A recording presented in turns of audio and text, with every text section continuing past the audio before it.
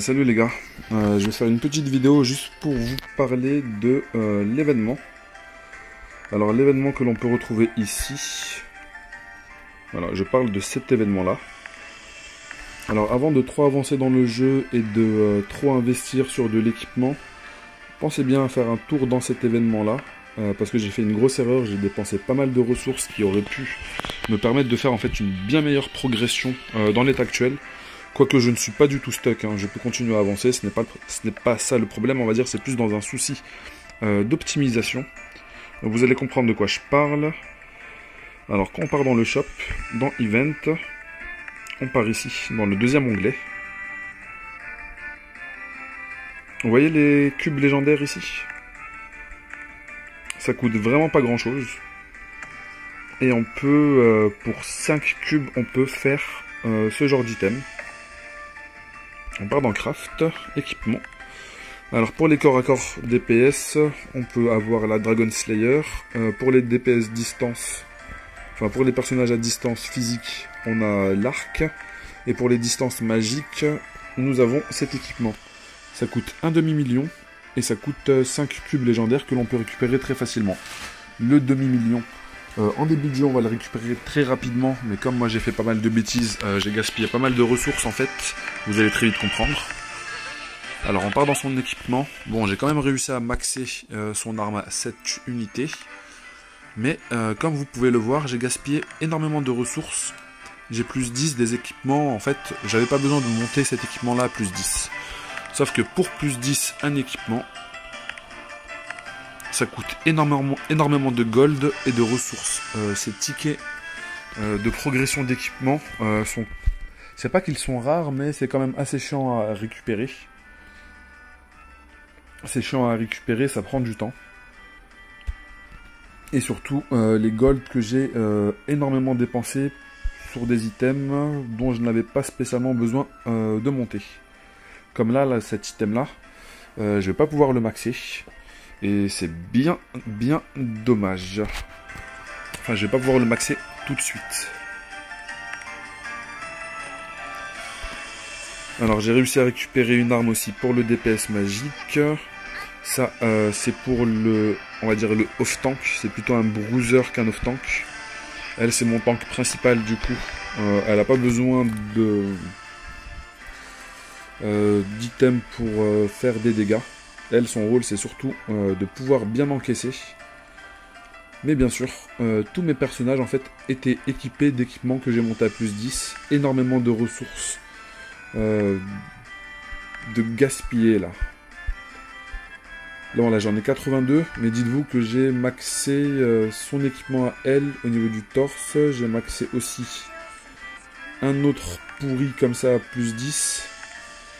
Alors que...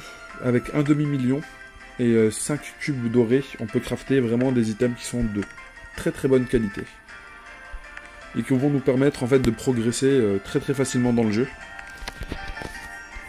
Là actuellement j'en suis étape normale 13-3.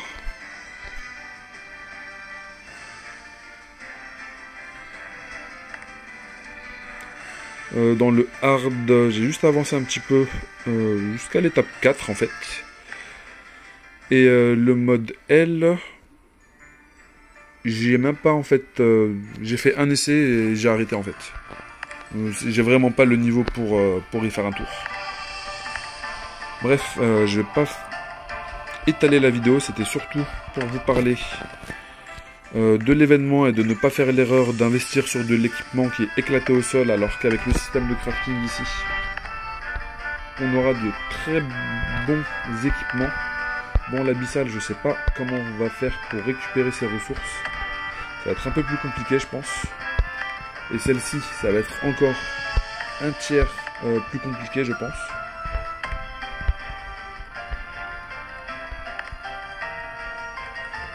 Item level 180, item level 200, et ici 160. Vu la facilité que c'est pour se le procurer, franchement, c'est vraiment pas dérangeant. Et on va s'en foutre un petit peu, parce que dans le early, on va pas avoir mieux de toute façon.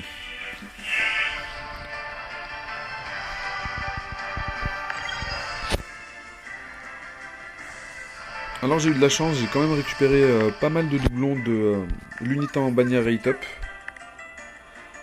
Comme vous pouvez voir, j'ai récupéré sa carte. Et pour la transcendance, il me faudrait encore 2 autres éléments. Il me faudra en fait 4 autres doublons. 4 autres doublons pour la terminer. Et après, je sais pas encore quel sera l'autre moyen de faire progresser l'unité. Alors la bannière, elle va rester encore combien de temps? 13 jours. Franchement, je pense qu'on aura largement le temps de la maxer.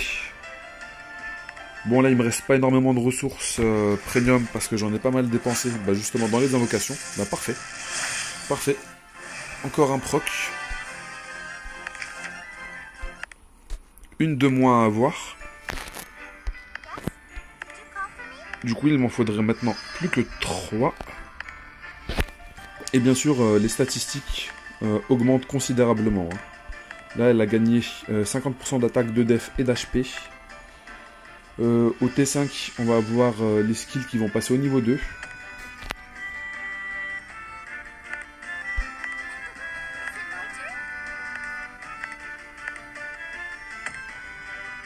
Alors, il me reste des autres invocations.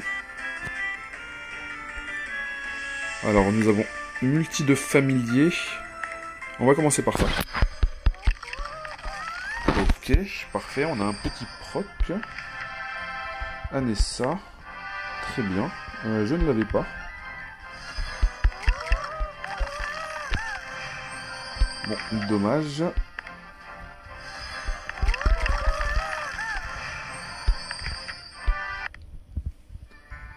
Alors là, ça va être un pet 5 étoiles garanti.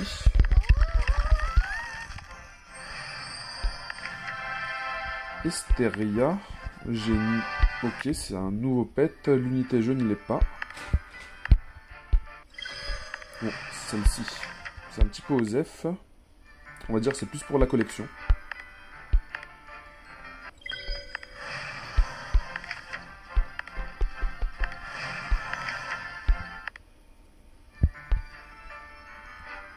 Et maintenant, on a encore 5 multis de personnages.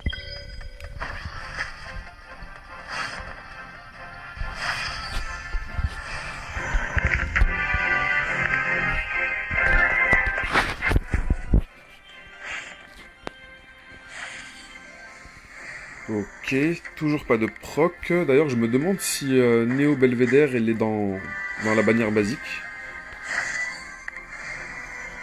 Ok, troisième, toujours pas de proc. J'ai eu bien plus de chance dans la précédente session. Parce que là, sur les 5, elle est au moins un proc. Non, même pas.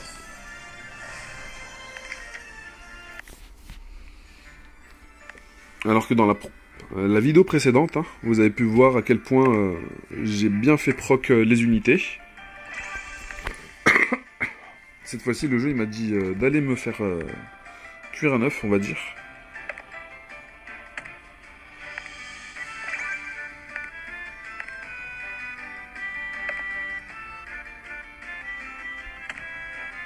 Ok, j'aurai quelques upgrades à faire.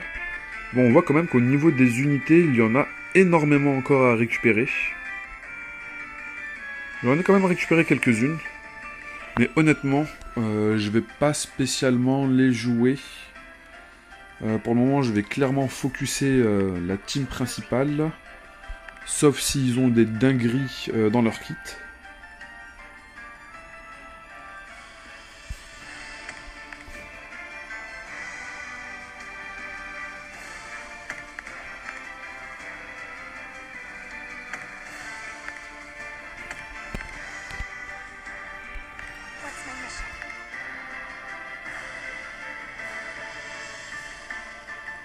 Ok, ça va ça va retirer tous les buffs, ça c'est cool. Et en plus là, elle va dispel tous les alliés. Ok. Je la verrai plus pour le PVP plutôt qu'autre chose. Ouais, je la vois bien plus pour le PVP. En plus, le buff de 24% de PV Ça me conforte sur cette fonctionnalité, on va dire. Et en plus, elle va créer un bouclier qui va bloquer les PV équivalents à 15% des PV du caster.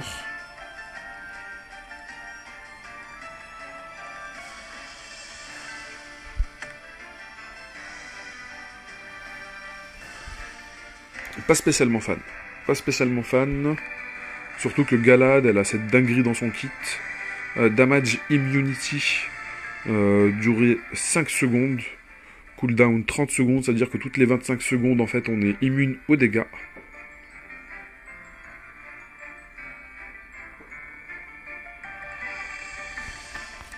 Et vous voyez son buff, effet numéro 2.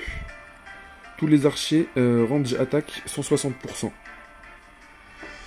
Est-ce que ça augmente les dégâts de nos archers? J'ai bien l'impression. J'ai bien l'impression. Bref, c'était une vidéo pour vous parler principalement du crafting de l'événement et faire une petite session d'invocation. Et on se retrouvera demain pour une vidéo mise à jour encore de progression et sûrement d'autres astuces pour avancer un peu plus vite dans le jeu.